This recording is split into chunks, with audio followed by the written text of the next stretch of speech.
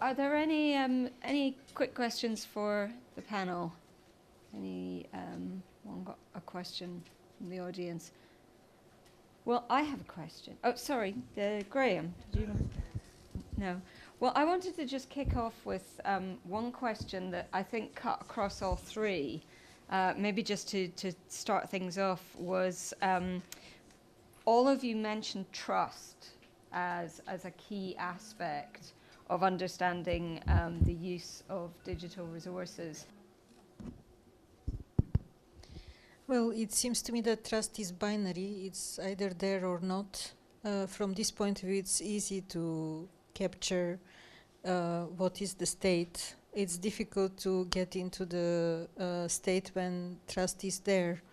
We have multiple users, we have multiple stakeholders, so in this sense we have a complex set of people, and some of them would have the trust and some of them would not have the trust. Obviously, what is more in a group would have influence on the impact. How to arrive to this state of having more people who trust our resources and who trust that they're involved in something which makes sense in the context of the work we were doing is another very interesting topic to discuss. Yes, I agree with Milena, and generally I believe that trust is really linked to impact. I guess one way of exploring is certainly if there is an increase in the use of a digital resource, and you kind of explore why users came to you to use this information. This can contribute to why they trust you. But also, I believe that raising more awareness and making resources more usable, more useful to users, depending on the different user groups that you have, then can really increase trust, and which will again link to impact and can demonstrate that you achieved the impact in the context of your work. You mentioned sincerity as well, Yanni. I don't know, it's quite close to trust.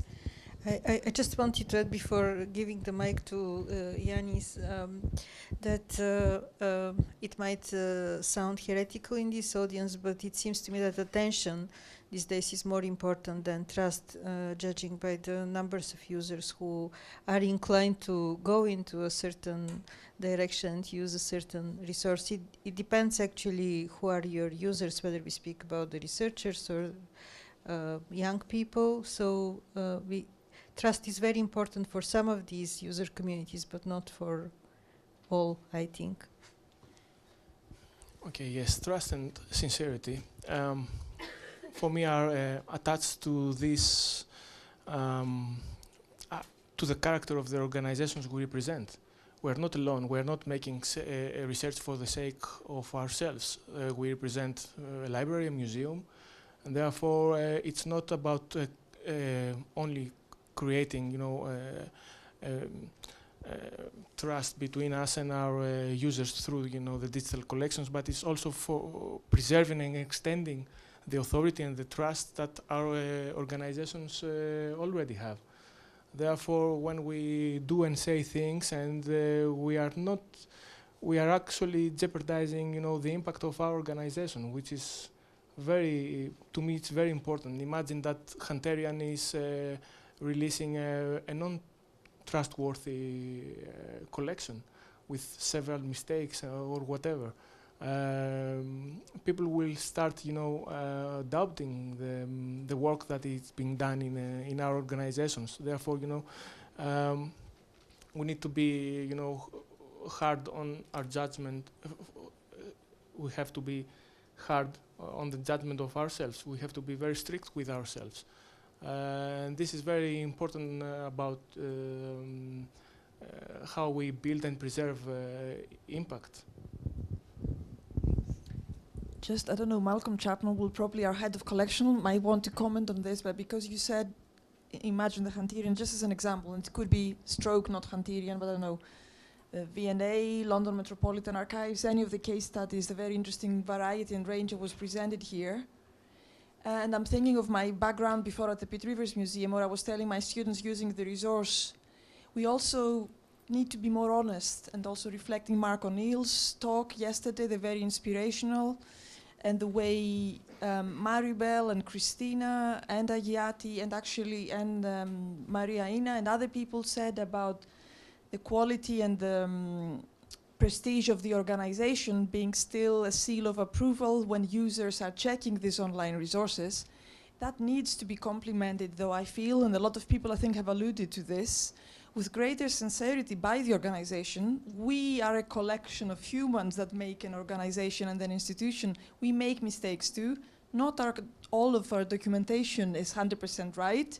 If we wait for the quality of the digitized images, 3D, metadata, paradata, all of this complicated, difficult things to produce, if we wait for all of them to be perfect standard before we release them, before we increase accessibility to them, this 10% of digitized collection will not really rise that much. And I think we need to maintain the hard standards and the quality of all this, as well as start relaxing a little bit and opening up and being more sincere about the fact some of the information you might find here on our website, on our resource or on our app might not be 100% accurate, but we're doing the best we can and invite user communities to maybe participate in all this. Yeah, thank you. This is a question for Christina. I really enjoy her presentation because I could see the connections with what I did and her bigger picture of how our historians search for information. I had quite a few art historians telling me that they actually use the resources I was testing with them for teaching in class rather than for research. And I wonder if you found art historians also, I don't know, separating what they use for teaching and what they use for research. Yes, to some extent, yes, I found this. For example, when I was looking at their personal collections and how they structured them, they usually separated between research and teaching, although this was happening in the digital environment. In the physical environment, it was a more mixed approach to how they organized the information. Also regarding resources, online resources, it's usually about websites like YouTube and so on that they use, and social media networks and networks and so on that they use for teaching, but they do not although they visit, they do not reference sometimes in their research because they may consider it not to be appropriate when citing these resources. Thank you very much. This is for Milena. I enjoyed the talk very much, particularly when you were looking at co-design, and this is really a question about co-design rather than evaluation.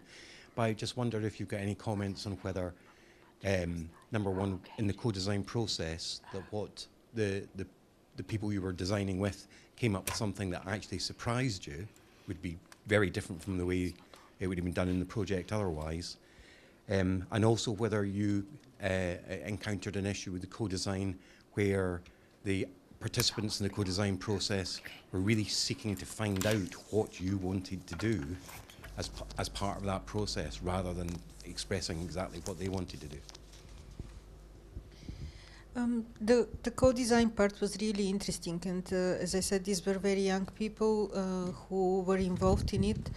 I think that there was not a huge surprise in what they proposed, but what we hoped for is that what they come with will be very fluid for them. It will be easy to use.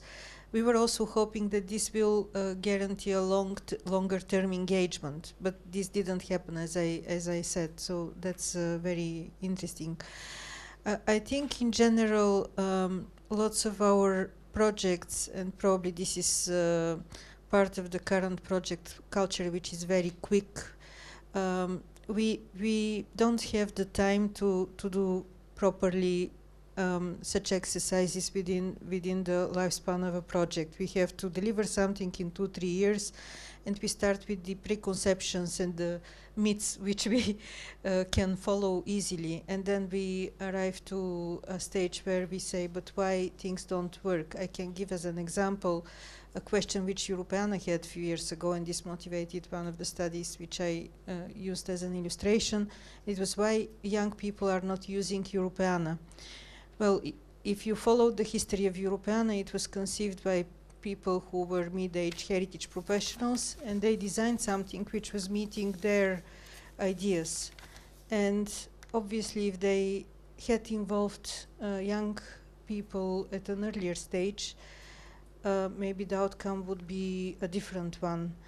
So I think that there is a big lesson for all of us to look more into practices which would allow us to capture earlier what people are, those people we target are looking for, because we can't always guess it.